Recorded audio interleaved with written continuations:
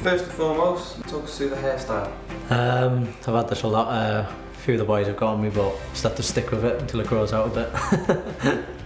Obviously, I came towards the end of January, which is obviously probably the best time at this club because obviously they're pushing on for the league. The lads said it was a bit closer than it was the seasons before, so I think teams are getting a little bit better, but I think Craig does a good job of keeping the lads motivated, and obviously we have got a good squad, so you still want to be playing, so you know if you're not up to standard, he's going to put someone else who'll do just as good as you. So. So mae tîm o hyd mynd I cryfhau, so da ni just got a bod yn barod a da ni got a gwella'n hunain a I chwarae yn erbyn nhw, ond dwi'n siŵr bydd y tymor yn lot mwy competitive y tymor yma. Pawb yn buzzing rwan a maen nhw'n barod am y tymor a da ni'n barod amdano. I think it's good to see teams strengthen.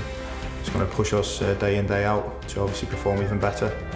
And yeah, we're looking forward to it. Beginning of the season, I set myself aim to get double figures as a winger. I think that's a good aim to have. And like you said, I managed to do that last year again, so fingers crossed I can do it again this year.